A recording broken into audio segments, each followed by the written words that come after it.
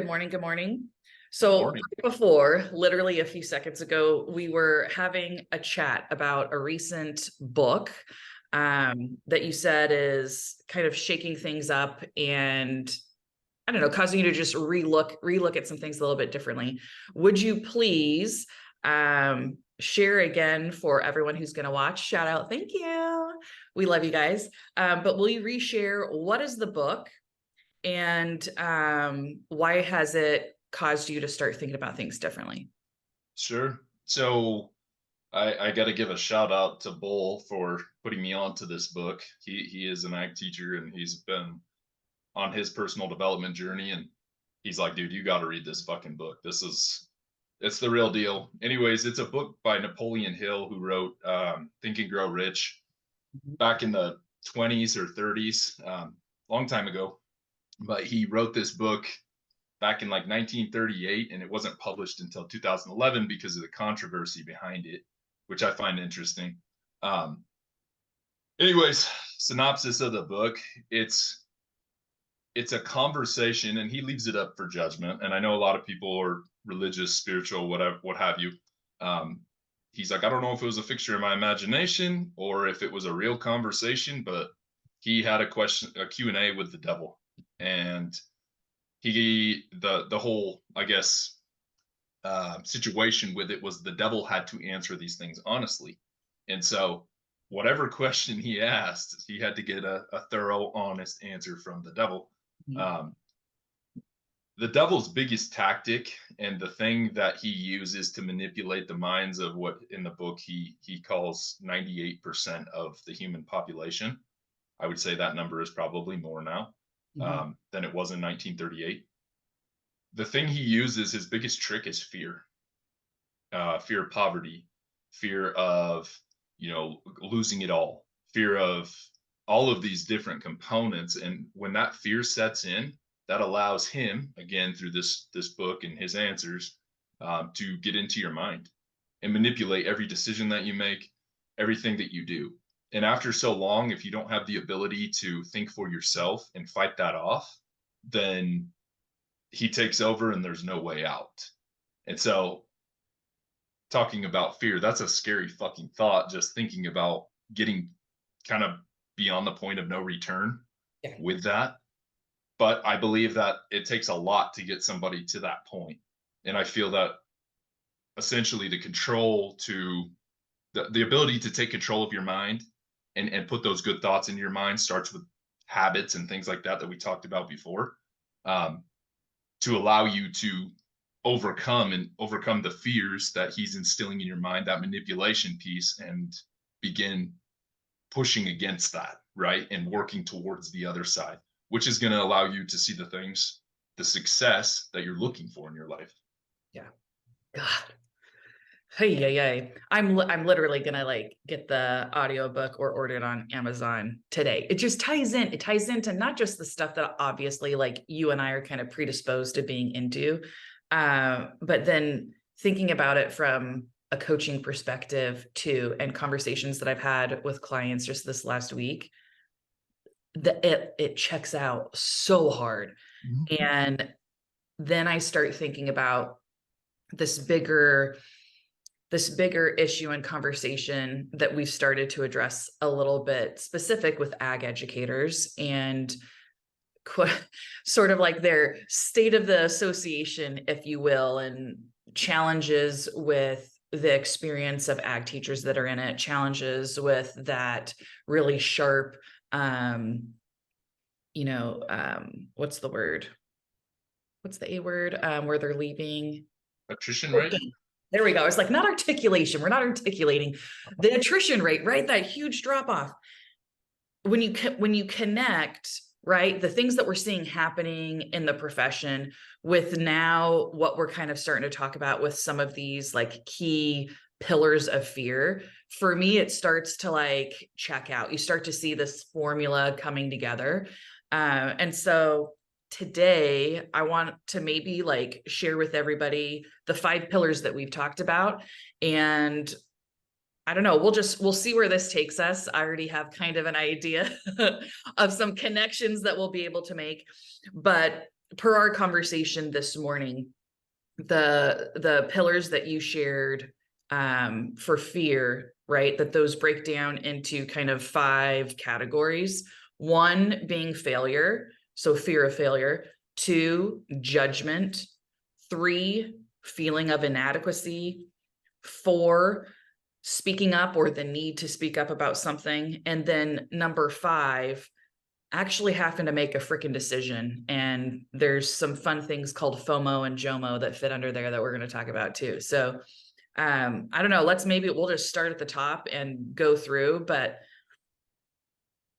when I don't know, when I see like fear of failure, obviously I think that one's like we've said before, that's kind of human nature. It's based on how we're raised, based on what we're taught to think about, how we show up in life. And even just going back to like when you grow up, it's always the mindset's always like, okay, so I go K-12 and then after high school, like I need to know as a senior, where am I going to college? What am I studying? What's my lifelong career going to be?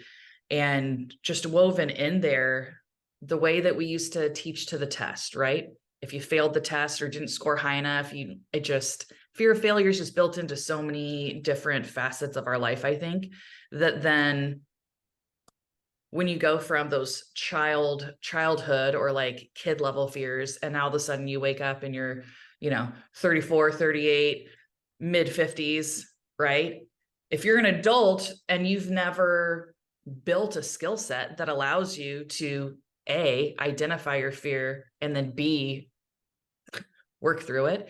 If you don't know how to do that, I feel like you're always just going to remain stuck in situations or cripple yourself and make decisions that actually just wind you putting yourself in the same situation over and over. What do you think about fear of failure? So I spent most of my life operating on the fear of failure. And there's a lot of the other fears that you talked about in those 5 Yeah. that tie into that fear of failure. Mm-hmm. Um, it took a lot to overcome that, to trust in myself, to be able to bet on myself and know that no matter what happens, you're going to come out better than you went in. Yep. And just being able to develop that mindset has helped me to do a lot of things. This YouTube channel with you, right? I mean, what if nobody watched it? That fear was in the back of my mind. I mean, I knew that was highly unlikely because we're fucking awesome, despite what some people think. But to be honest, I mean, I was nervous about that, or scared of that, I guess you could say. The fear of starting my business online. Mm-hmm. Are people going to actually want to work with me? What have I done to show that I'm worth working with? And these are just recent situations. My whole life has been living in constant fear of being able to put myself out there and do things because of this fear. And so, it can drive you. Fear can drive you, but it can only Oh, drive you so far. yep. That's kind of a point that I really want to make, is that it can get you started, but it can't carry you on long term. It's not sustainable. You know, 100%. I An example of this is like with my clients that I talk with my coaching business. The goal is to get them out of a stress state, because when your body is stressed, you're developing and producing more cortisol. And Yep. so there's a lot of misconceptions in the nutrition industry, the physical industry, that oh, if I work my ass off, I got to be drenched in sweat when I'm done working out. Well, right now you just stressed out your body. You put it in a fight or flight response, and so you restricted your blood vessels. All this cortisol is developed in there. Your body's in survival mode. It's trying to hold on to its storage, aka fat. And Mm-hmm. so again, can it get you started? Yeah, working out like that can help you lose some weight, but it's only going to get you so far. And then people wonder why they plateau. Well, it's because you're living in a stressed state. You're living in a state of fear, essentially. And when your body is doing what your mind's telling it to do, it's a whole whirlwind of shit, basically. So it takes a lot to overcome fear of being able to do the things that you know and want to be able to do. Mm-hmm. But that starts with what we talked about a few weeks ago, and That video is already live, is the habits and routines that we've built. Those things will help you gain the confidence and the faith that you will be able, things will work out for you instead of living in that absolute fear. Mm-hmm. Mm-hmm. You said something just now, that we put ourselves in situations, whether it's, you know, in a workout or based on decisions we make, but you said that you're living in a stress state. And I'm just, I'm coming out the gate hot today. As soon as you said that, I immediately pictured ag education, right? And you and I talk about this off the recording quite a bit, but fact of the matter is, on a weekly basis, the number of people reaching out to you and I individually that want to talk about what life is like outside ag ed, that want to talk about how we decided what we decided, you know, what it looks like to, you know, earn an income outside of the, you know, ag teacher salary. I look at that situation and all the things that we know that are still happening. And again, this comes from a place of love. Like, we spent 4 and almost 10 years in the profession ourselves. Like, we've been there. We know the people, we've seen the strings like behind the puppet show. Okay. This comes from a place of love, but you say living in a state of stress. And I'm like, yeah, that's what our ag teachers are doing. They are constantly living in a state of stress. They don't have personalized habits and routines that allow them to show up as their best selves every day. So they're constantly, right, saying yes, you know, serving the needs of their program, doing great things for kids. They are still doing great things for kids, no doubt, but they're pouring from like negative cups, like not negative, like there's nothing there. They're not building, they're not filling their own cup. And when I think about being like a servant leader, when I think about even just like my family, like pouring into them, I don't want to pour from my cup. I want to have my cup so overflowing, right, that everybody else gets the extra. My cup should always be full. What I give to other people is the extra, right? And so then when we start looking at these fears, right, and we talk about fear of failure, we look at the state of ag education. So many people are staying in this state of stress, I think partially due to the next one, which is fear of judgment and what it means if, oh my God, oh boy, you know, I might decide to go do something else. Maybe it's for a while, maybe it's permanently, but someone decides to not be in the role that they've been in for whatever period of time. They decide to go to the community college system, or they decide to get their admin credential, or they decide, I need to do something else for right now, right? And they make that move.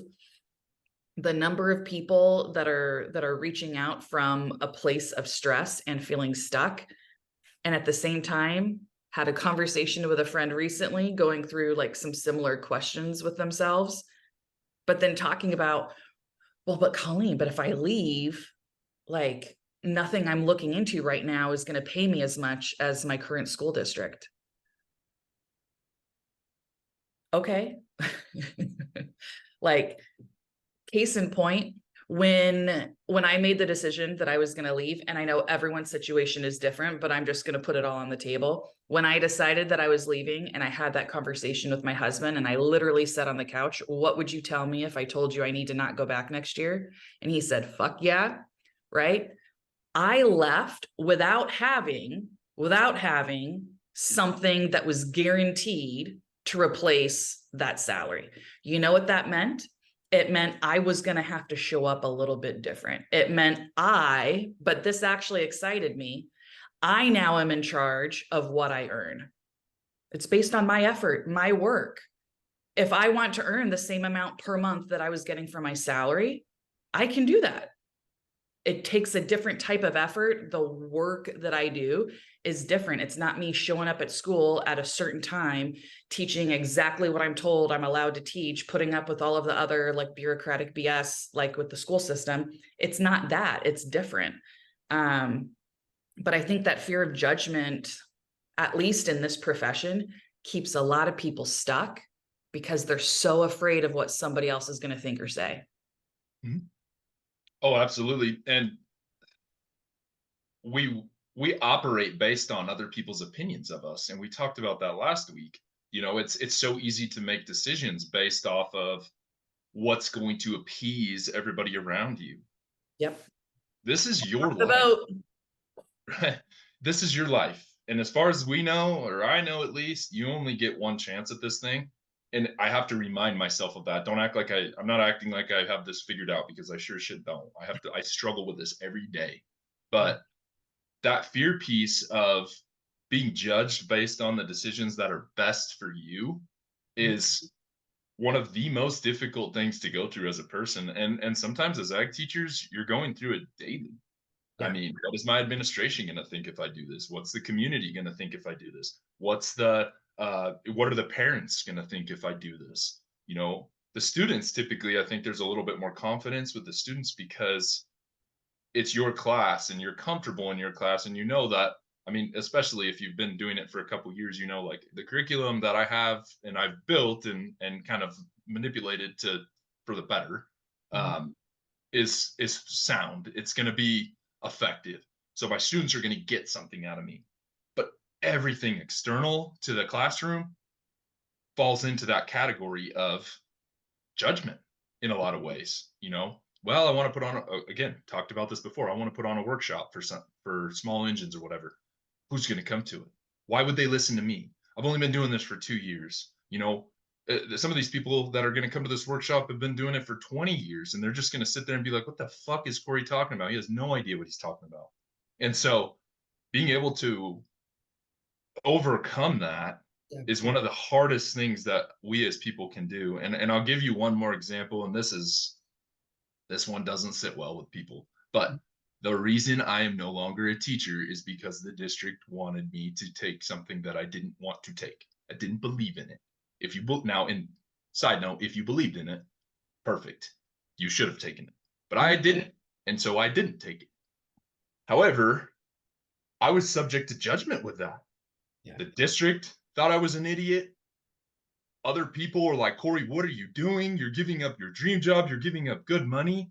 And then, oh, now you're going to move to a different state. I mean, I bought a house sight unseen. I had videos from a realtor walking through this house, and we fucking bought it and we made that move. I was scared. Everybody was telling me it was a bad idea. The only one that believed in me was my wife, and I appreciate her for that. And I love her. And to this day, that she's part of my driving force. But you know how fucking scary that was? All of it. I was giving up everything that I knew and was comfortable doing. The the state I grew up in, the profession that I worked so hard to be good at and moved to the college level. Like, I was fucking living my dream, and then my dream got altered. And it was my decision. Yeah. But even knowing that there was going to be judgment attached to it, I was able to follow through. And that enlightened me to a lot of different things and made me know, like, Cory, one way or another, it's going to work out. You're going to make it work out because you know how to make it work out. You're not going to accept anything less. Yeah. It's like, I think leading up to those moments where, back's against the wall, like you've got to make a decision, right? Like it's black and white, A or B. There's no more gray area. It's either do or don't do. It feels, I think, more scary leading up to it than when you're actually in it, right? Like as soon as you take, and it can be so small, but as soon as you take that initial like action step, all of a sudden you realize, I mean, and we know, we know on a weekly basis, right? People are judging us anyway. You might as well get judged for doing what you actually want to do. Like, whoa, mind boggling. Let's maybe do that. And especially in ag ed, if we're judging people over the length of their, female members chapter skirts, right? If we're judging people on that, you don't think that they're already judging you about the quality of your work or, how many silver bowls you have or haven't won? Like the judgment's happening anyway. Of course it's going to happen if you decide to leave. So what? And again, this is not like a PSA to convince more people to leave ag education, but fact of the matter is this: there are some people that want to stay. They want to feel more alive. They want more vitality. They want to feel greater purpose and belonging. There's some things we can do to build that in so that they can have that experience. There's also some people that are grappling with the fact that life has changed, their dreams have changed, or other factors are so far out of their control. Their only option is to choose to leave and do something different for right now. And they're so freaking scared to do it, in part because of this piece, because of, that ag family claim. But I'm going to tell you right now, the number of people I've cut out from my family and my circle of friends because they don't treat me or my life the way that, like, I'm sorry, like, my life is an island. It's invite only. And if you're not going to participate based on like the rules and parameters of my island, then you don't get to come here anymore. So we can call it an ag family and ag education all we want, but I'm sorry, some people's definition of family is really fucked up and dysfunctional. And not everybody's okay with that anymore. And so they're going to choose to leave, right? And I think everyone should feel empowered to make whatever choice is best for them. Which leads us into number 3, feeling of inadequacy. And I think that one can be taken, I mean, you could spin that one both ways, right? Like you could either, I think you stay because maybe you feel too inadequate to make the leap to do, and maybe it's not leaving ag, but maybe it's, maybe you stay in your same role because you feel too inadequate to say, hey, I'd like to be considered as department chair, or I'd like to be considered for this CATA position. And in the back of your mind, or based on conversations you've heard, I have a friend who ran for a position, and when their name was called as one of the options or whatever, someone from sitting somewhere else in the auditorium was like, who's that? Hello, people, this is part of the problem, right? If you don't know who someone is, boop, that sounds like a you problem, not a them problem, right? But to call out in that way instantly plants the seed to everybody else, like, oh, we don't know who this is. This isn't that type of person, so we shouldn't consider them. Right? And makes this person feel about this big. Are they going to put their name in the hat for the next time? Probably fucking not. Should they? Probably. Like the people that feel called to do something, I don't care if you know who it is, right? But that feeling of inadequacy, I think it can keep us stuck from taking action. And it also probably limits us to what we think is possible, right? Like that whole the fleas in the jar we talked about last time, right? Like they can jump 2 feet in the air, but you put a lid on them.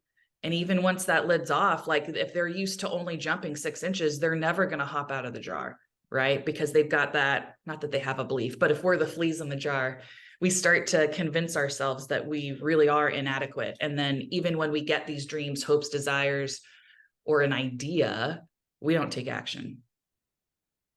I almost did not become an ag teacher because of the fear of inadequacy. Mm-hmm. So I've told you, I think it was episode 1, we kind of talked about our history a little bit. Yeah. I spent a long time in college, a long fucking time. My first year at Fresno State, after changing my major 3 times, and then eventually changing it a 4th at the end of that year, I remember being on the phone with my uncle and a few other people and saying like, I'm done, dude. I don't know what I'm doing. I'm just wasting my time. I'm wasting everybody else's time. Maybe I should join the military. I just needed to serve some type of purpose. And then, a friend of mine led me on to this ag teaching profession, and then specifically the mechanics side of things.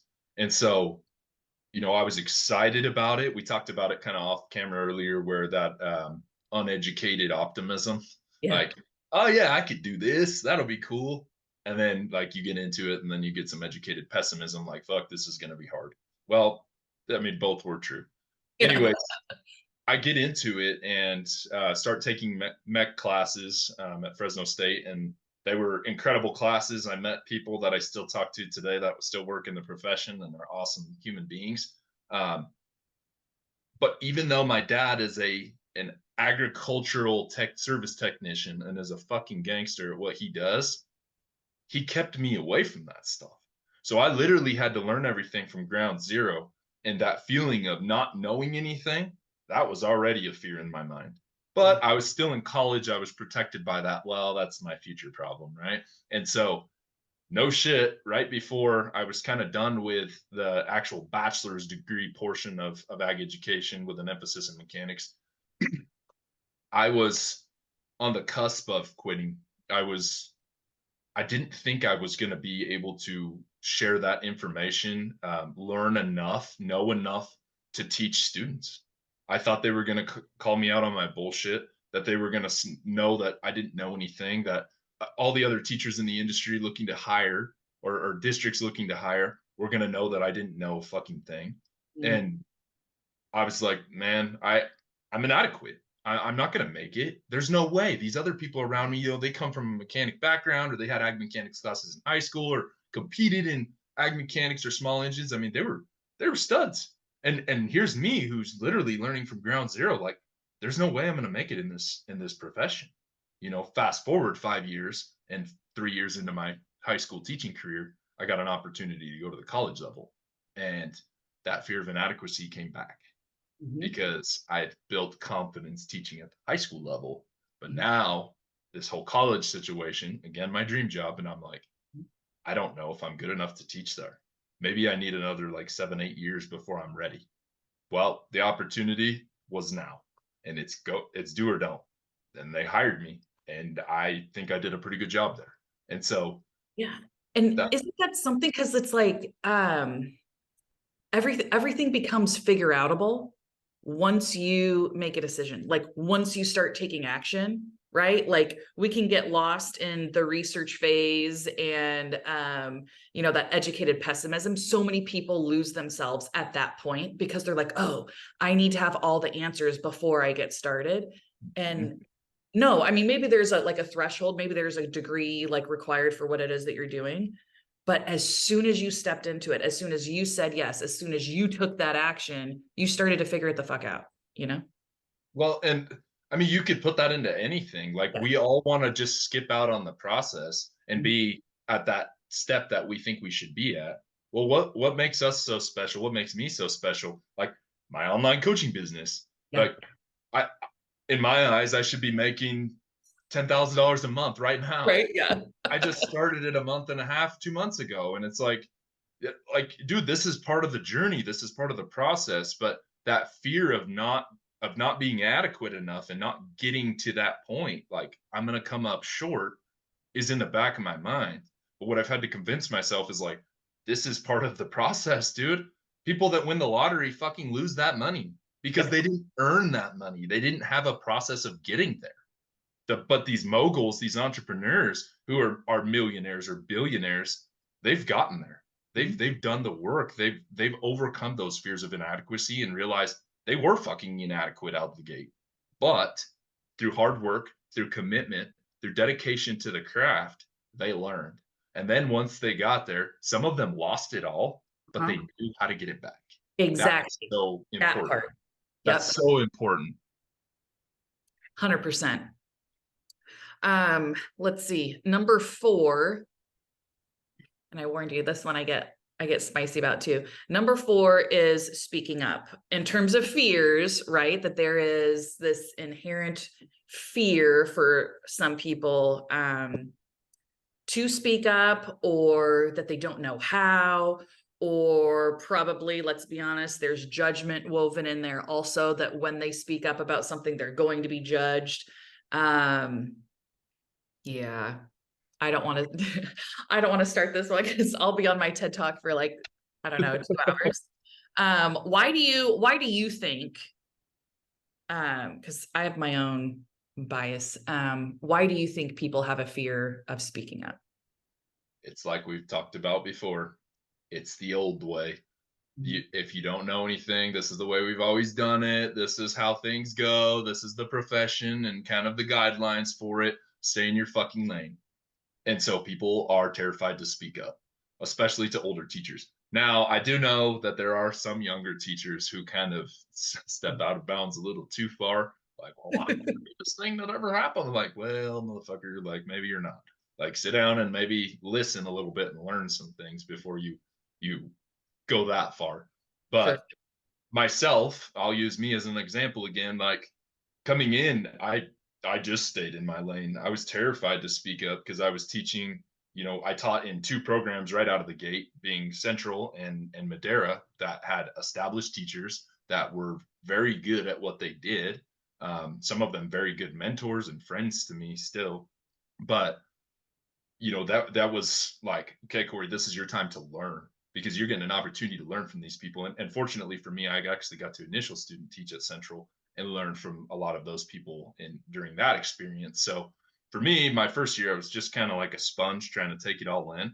But if I had ideas, you know, permitting, I would try to speak up a little bit. But again, I was still stuck in my lane. I didn't want to kind of, I guess, go outside the box too far.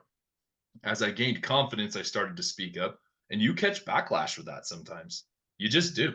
What are you talking about? No, we don't do it that way here, or this is just what we do. And it's like, okay, well, I'm not saying that my idea is better, but it might be because we haven't tried anything different. And last time we did this, it didn't work. And so let's try something different. So that speaking up piece, I mean, all of the others fall into it: the fear of judgment, the fear of inadequacy, the fear of failure. Like if it doesn't work, everybody's going to look at you. If you are inadequate, then it's a stupid idea, and then you're going to get judged for it. And so all of those things compile into that fear of speaking up because of that.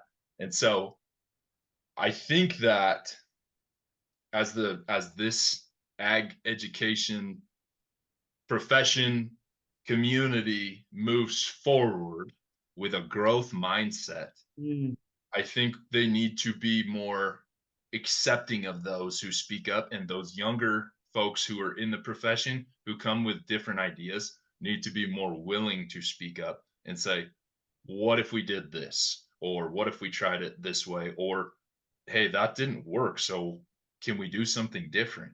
And that's going to help all of these programs, all of these teachers grow if they're willing to accept that. yeah. Because I mean, really, when you think about it, ag ed should be in probably like the best position possible because you have these different um different facets within the same population of people, right? Like you've got the ones that have really built some very seasoned careers, 20 plus years in the profession. They've seen some things, right? They've seen generations of evolving and change. Then you've got like the newer population of educators that have come in. And let's be honest, these are the ones that helped everybody else who couldn't figure it out how to Zoom, how to do Bitmoji classrooms when that was the whole thing when we were teaching from home, right? And trying to make things creative. Like it feels like we have all of the answers right here at our fingertips, but people are too afraid to like just figure out what if we just brought the best of everybody to the table? What if the seasoned professionals were able to share their perspective of, hey, XYZ is a legacy for this reason, or this is a tradition that we need to make sure we maintain at all costs because here's what it means. Here's where that came from, while still creating space for, without being stereotypical, but I mean, like, whatever, it is what it is, for the younger, newer professionals to come in and say, hey, we're not trying to like overturn the whole system, but there's some things that we could do that make our life easier and more efficient and more effective, and then would open up our time to do a better job at this stuff that you're saying is so freaking important. But there's so much wrapped up into how long people have been here, who they're affiliated with, right? Like their proximity to the quote unquote, like most important people in the profession gives certain people, I think, more leeway of number one, having the opportunity to speak up and be listened to. And number two, not being judged for it in the same way that other people would, you know? And I don't, I could, yeah. This I'm the but um I got it now. I got it. Um Move this way. I think there's a little bit of a problem based mentality, right? And it's that whole situation where everybody knows there's a fucking problem, but nobody wants to be the one to come up with the solution again because of your judgment. What if it doesn't work out? And so the things that you and I are talking about on this YouTube channel, the reason they don't sit well with everybody is because we're talking about the things that nobody thinks. It's some of these things are taboo. They're Yes. not supposed to be talked about. Or there's a fear of people still in it Yes. that of talking about it for, again, fear of judgment. They don't want to be fucking burned at the stake. I Yeah. understand that in some capacity, but where's the leaders at? Mhm. Where are you all at? Because some of Mhm. you all are very willing to speak up when the state's willing to cut budgets or this new incentive grant bullshit that everybody's like pissed off about because of how in depth it is. I don't know much about it. This is all hearsay, but like the people that are willing to speak up about those things, why aren't you speaking up about some of these other things? Like there's a fear of association with us due to that. I know. Like Yeah. uh maybe I should stay away from Cory because he's not very well liked right now because he's talking about things that need to be Oh, talked about, uh, but nobody's talking about. Same with you, Colleen. So it's like we the know. right, and we're not.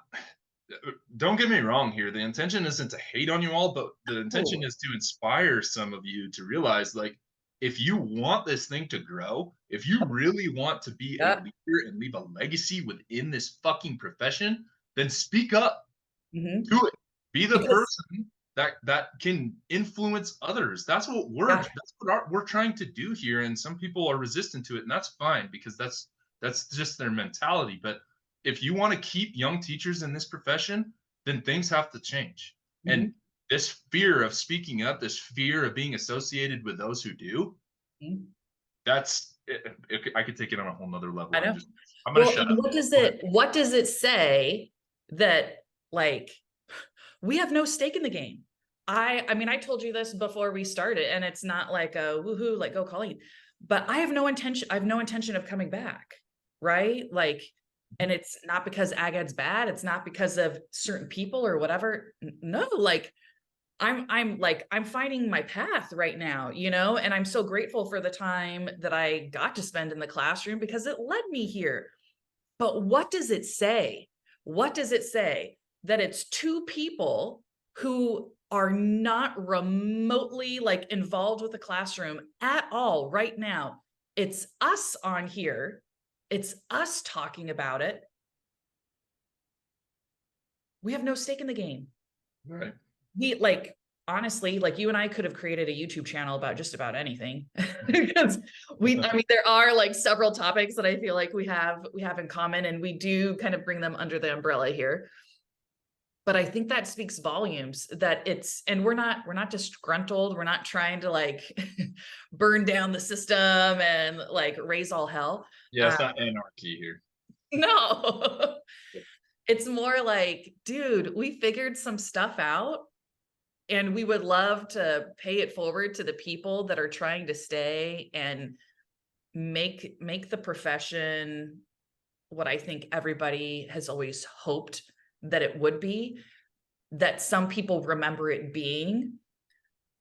And God, like, and it's the littlest mindset shifts would make the biggest difference, right? But these conversations aren't happening at regional meetings. They're not happening. Per what we've heard, right? Like birdies on the street. It's not happening at the executive committee. It's not going to happen at summer conference unless you invite us. Plug. Okay. It's not happening there. It wasn't happening there when we were still in it, right? But we're talking about it here. And I think you're right. There has to be some level of, I think, self-awareness on everyone's part that Again, there should be space for everybody to speak their piece and be heard. Knowledge is power. If somebody disagrees with you, that's a gift.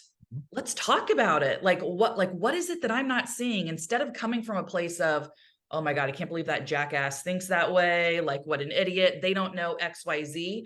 What is it that you don't know? What is it that you don't know about their experience? Because they're not just one person, they're representing a whole population of people that are having a very shared experience in the profession. And what's going to happen here if those people that we kind of referred to last time as like the kings on the throne, batting everybody down, right, as their way of winning and staying on top? You do that for so long and you keep watching this attrition rate. If you do nothing, it will increase at like an exponential rate. I'm just going to say it how it is. You do nothing and that's what's going to happen. What will you all be left with when you retire in, for some of them, a couple years, some of the other ones, maybe 5 to 10 years? Who's going to take your spot? Who's going to continue this thing you say you love so much, but you won't let anybody else in? Like, it's mind boggling.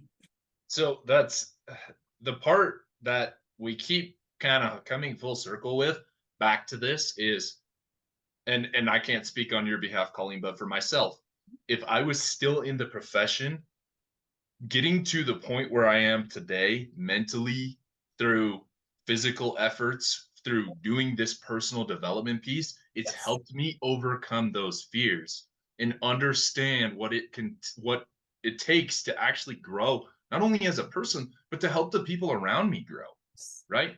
And you Yep. have to be solution based. You can't focus on the problem or ignore the problem. And I struggle with this still, but you can't just ignore the problem until it fixes itself, because it's not going to. And Mhm. this is what we're kind of calling to action for some of the leaders in this profession, and why again some people don't like what we're having to say here, because nobody wants to feel called out. Yeah. Nobody.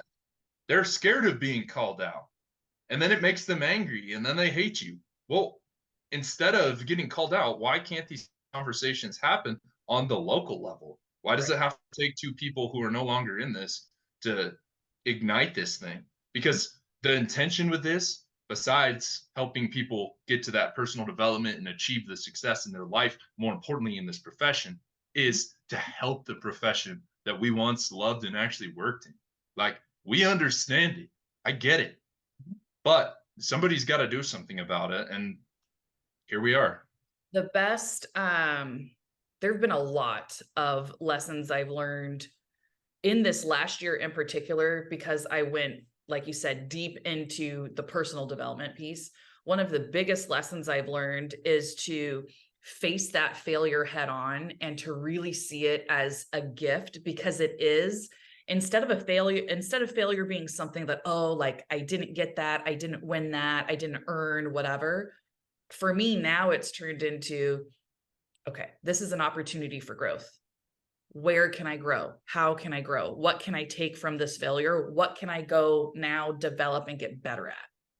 And then apply it to the next thing. I'm not saying I love it when it happens.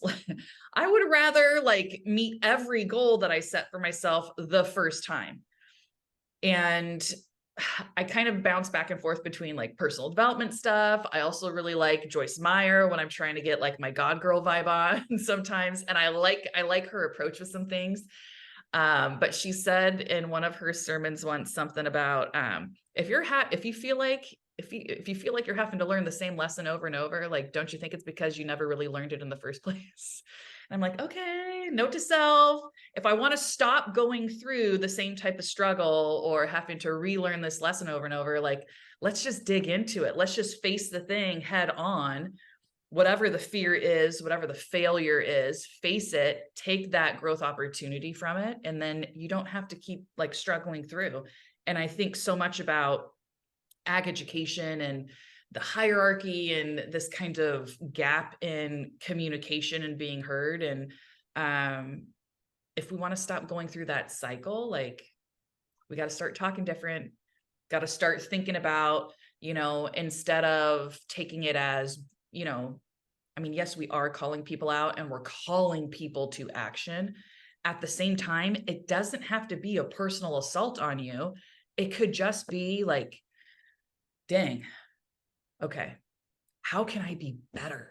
Instead of wishing for things to be easier, what if we wished for greater wisdom? What if we wished for, okay, how could the universe, God, whatever you do or don't believe in, like, how could I be more blessed, more prepared, more attuned to the best version of myself so that I could have a positive impact instead of just gripping and like gripping through and kind of bracing yourself through the impact and like, oh God, we don't like it, but we know what it's like, right? Status quo is okay. We know how to handle things here. We hate it. We're scaring people away. They're leaving, but like we're so used to it, we're just going to stay stuck. Nobody's coming to save you either. No, Nope. no one person's going to fix this for you. Not your regional supervisors, not any executives in CATA. They can't.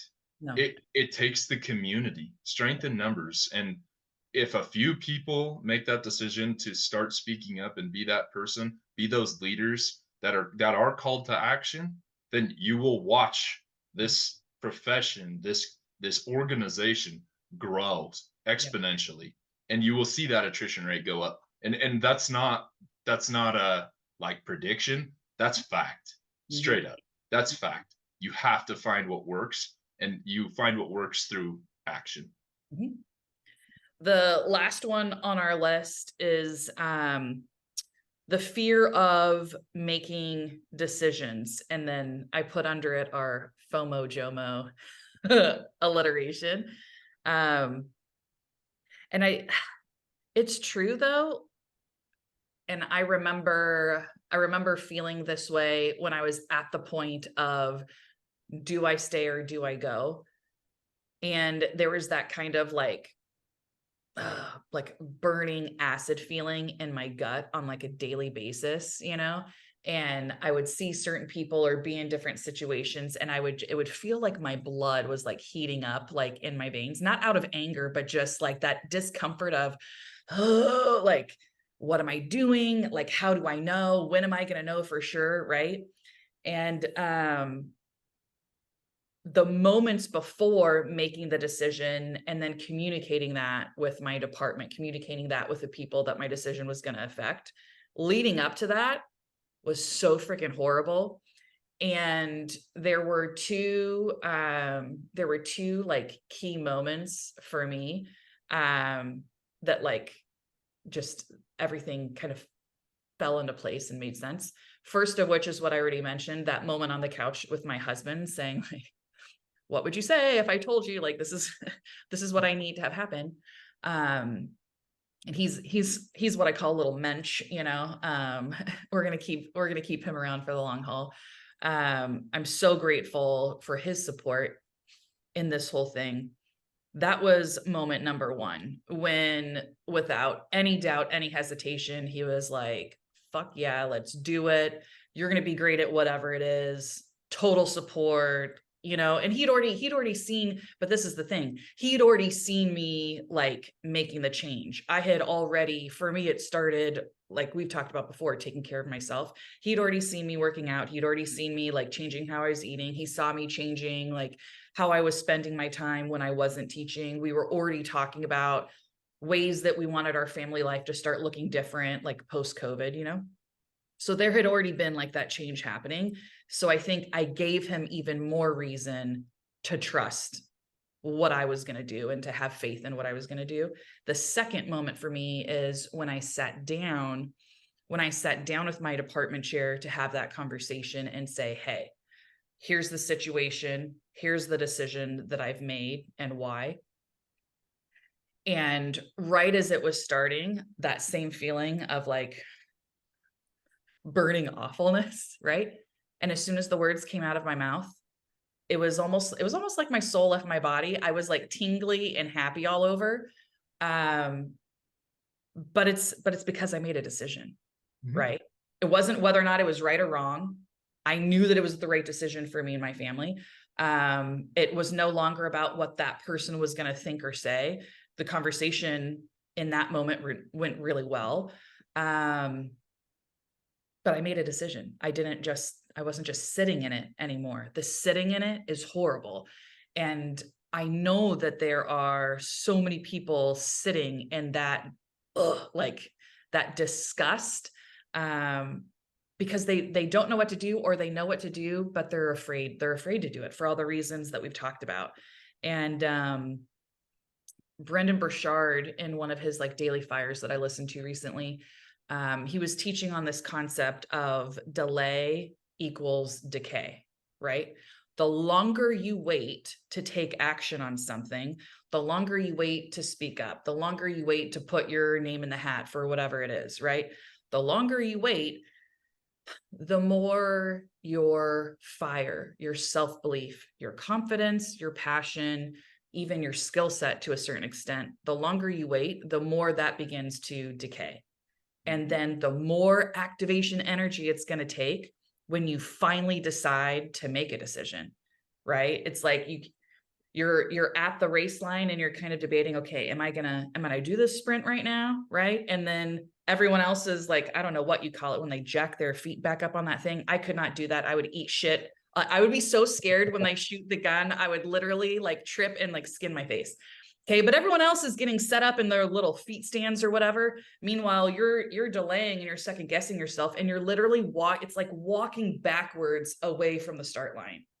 And then right as they're raising the gun at the last moment, you're like, oh, wait. I really am ready. I'm going to make this decision.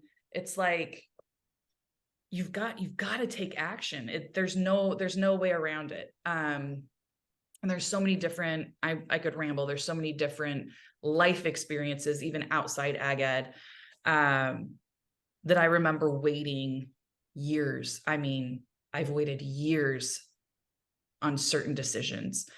And it wasn't until I finally took action, right, that like the puzzle pieces started to fit together. People respect a decision maker.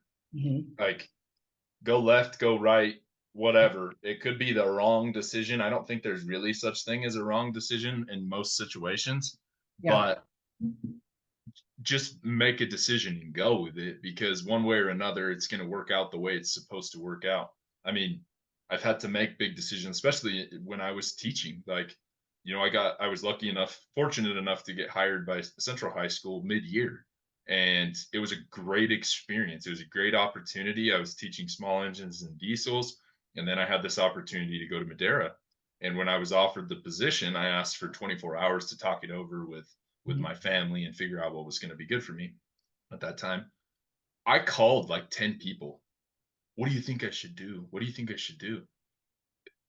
I appreciate them talking to me and giving their 2 cents. And to their credit, not one of them told me what I should do, but they helped me kind of lay out the facts and like, okay, if this is what you're looking for, this is going to be a better fit for you. If this is what you're looking for, that's going to be a better fit for you. But what I wanted them to do was to make the fucking decision for me. That way, if it didn't work out going to Madera, then I had somebody to blame. I had a scapegoat. And so I was terrified to make that decision. And ultimately, I chose to go to Madera. And it did work out. It would have worked out if I would have stayed at Central too. It would have worked out in a different way. But, just those big decisions and what you do, and being scared of like, well, if I do leave Central, is somebody else going to take that program to a place where I could have taken, and leaving Madera to go to the college? Like, it was during COVID, but the gentleman that replaced me that year, I had a small engines team I had worked so hard with, and they were coming up. I really felt like we had an opportunity before COVID hit to be competitive at state finals that year. And I was super excited about it. And I had the right group of kids, and I kind of knew what I was doing at that point after not knowing what I was doing before. And then COVID hit and all of that went to shit. And so when I got the opportunity to go to the college and that offer, you start thinking about the things that you're going to miss out on. Well, I don't know how long this COVID thing is going to last, but if the next guy comes in and wins a state championship, which he fucking did, so good for him. That was totally him. I had nothing to do with that, but he took that group of kids and he won a fucking state championship for small engines. And it's like, it was that fear for me of like giving up those things. And like, well, if I leave, then did I do enough to establish my legacy here? And if I didn't, then, I'm going to go to this college level and people are going to surpass me there. It doesn't fucking matter. Do what you think is best for you. Leave the FOMO out of it, because there's going to be things you're going to miss out on. You have to determine what the things that you were not willing to miss out on life, your family, your friends, being great at what you do, those types of things. That fear has to be set aside for. But be a decision maker, be able to compartmentalize that shit and just put forth your next step and go. And it's whatever decision you make, it's going to be the right. Yeah. One of my friends, speaking of FOMO, I shared before we hopped on here. She's awesome. So she started her first workout at 47. She had never worked out a day in her life. First workout was at 47. She's now 54, I think. And just in this last year, focusing on personal development and mindset and her nutrition, because working out was never a problem. Once she started, like, she stayed consistent with that piece. But she kept hitting these like plateaus, right? And in this last year, she has lost, I think it's closer to 80 pounds now, but it's not, but she's not skinny fat. Oh my God. We call her Mama B on our team because she's like technically old enough to be like some of our moms. At 54, goals. I mean, she is like stacked, solid, ripped. Like, she's just one of the most gorgeous souls, like just internally, not physically. But anyway, she on one of our team calls, she had shared once that everybody else is always talking about FOMO, like not getting to go on the retreat, not getting to like do XYZ, or missing out on a certain incentive or whatever. And she's like, I had to have a real hard, like, kind of talk session with myself, because there were things that she wasn't showing up to. And she's like, fact of the matter is, especially this last year when she figured out her mindset and nutrition piece, she's like, I know what works for me. I don't have FOMO anymore. I have JOMO. I have the joy of missing out. I make certain decisions that I know work for me, my life, help me be my best. And so if that means that I'm not showing up to certain get-togethers, or I'm not showing up to certain like team calls, as long as I've got like my shit right, I don't have the fear of missing out. I'm not missing out on anything, because I am actively and from an affirmative standpoint making decisions and taking action in my life. And I take a lot of inspiration from her in that way, that when it comes to making decisions, when it comes to like the different fears that we have, we put so much weight on the external and external validation of other people, and that need for belonging, that we want to be in all the places as our people. I remember feeling that pressure, and we've talked about this before too, that pressure when you're in, like a mid to large size department, there's multiple people, paying attention to what time someone shows up, what time they're leaving, who's staying for XYZ activity, and having FOMO of either like really genuinely wanting to be there, or wanting to be there so that like I didn't miss out on conversations, wanting to be there so that then I wasn't the one that was like, talked about for choosing to not be there because I had a family thing or whatever. But there's always a cost, right? There's always whatever you're gaining, like you're sacrificing something else.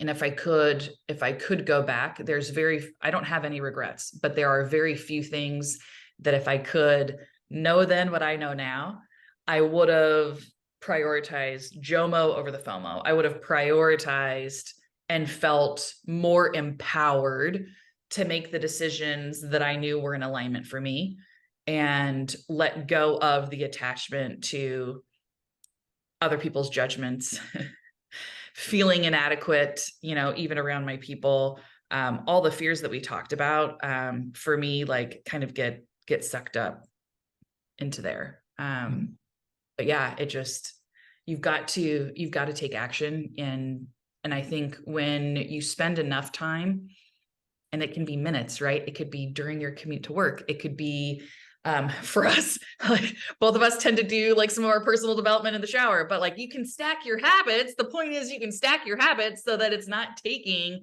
I'm not saying like on top of everything else you do, you've got to spend hours of time on personal development. Give yourself a few minutes here and there where you are ingesting positive information. You're giving yourself time to self-assess and reflect. But spending that time in personal development, that's what's going to prepare you to face all of these fears head on. And then all of a sudden, like, sure, it might still feel a little challenging, but it's, I don't know. Once you start shining light on things, they're not scary anymore. But that's just It's not kind of life or death. It's right. not life or Yeah. death. I mean, case in point with us, like, do we know there's some people that aren't like, I mean, let's be honest, they are fans because they're watching and they're talking to other people about it, right? We talked about this last week. Do we know that they don't love everything we're saying? Yeah. Do we know that not everybody is like our super fan BFF? Yeah, cool. Next. It's okay. Nothing like we're not being arrested. Nobody is like stealing our cars. Nobody is jeopardizing like our physical safety. Nothing bad is happening from us doing it. And do we know that there's some people that have less than positive opinions? Yes, but it's not changing anything. It's okay. You'll live another day, right? That's right. That's right. I don't know. Any final takeaways or calls to action for the next week? Fear is, again, it can only drive you so far. And so those fears that you've been facing, and this is a message to myself as well, those fears that you've been dealing with, the things that you've been procrastinating on because they are scary, it's okay to get started. It's okay to overcome those because the way you're going to feel after attacking those fears, and you all know this because we've all done this at one point or another, to where at a certain point you finally have to face that fear, whether you choose to or it just shows up.